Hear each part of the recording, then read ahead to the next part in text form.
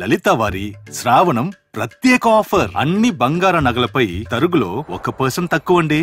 Diamond జ్యువెలరీకి carrot కు 5,000 తక్కువండి. ఇతర షోరూంల ఆఫర్లతో పోల్చి చూడండి. నగలు అలాగే కొనాలండి.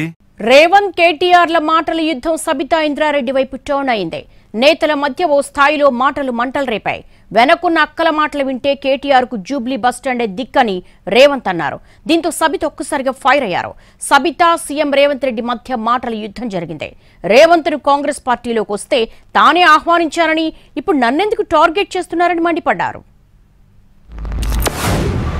ముఖ్యమంత్రి అయిన తర్వాత కేసీఆర్ ఇంటి మీద వాళ్ళ కాకినా ఇంటి మీద వాళ్ళతో కాల్ చేస్తానండి. ఎంతమంది ఉన్నారు అధ్యక్ష? ఇప్పుడు అక్కడ ఎందుకు చేర్చుకున్నారు అధ్యక్ష?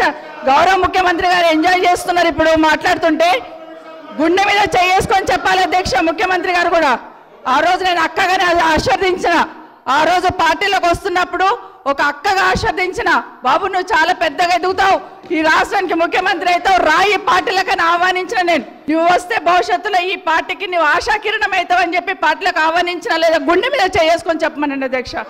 ఎందుకు టార్గెట్ చేస్తున్నావు? ఏం మోసం చేశాం? ప్రజా జీవితంలో ఉన్నప్పుడు వ్యక్తిగత సంభాషణ ఉంటుంది, ప్రజా జీవితంలో చర్చ ఉంటుంది. సబితక్క ఈరోజు నేను నిన్ను కాంగ్రెస్ పార్టీలకు రమ్మన్నా పెద్ద లీడర్ అవుతావు అని చెప్పినా,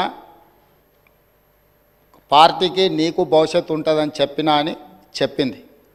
అది వాస్తవం. మల్కాజ్గిరి పార్లమెంట్లో ఎన్నికల్లో పోటీ చేయమని నన్ను ప్రోత్సహించి పార్టీ నన్ను ఎన్నికల్లో అభ్యర్థిగా నిర్ణయించిన తర్వాత కేసీఆర్ మాటలకు అధికారం కోసం కాంగ్రెస్ను వదిలి టీఆర్ఎస్ పార్టీలో చేరి మంత్రి పదవి పొంది తమ్ముని మోసం చేసింది కాబట్టి ఈ రోజు నమ్మొద్దు అని కేటీఆర్కి చెప్పిన అధ్యక్ష.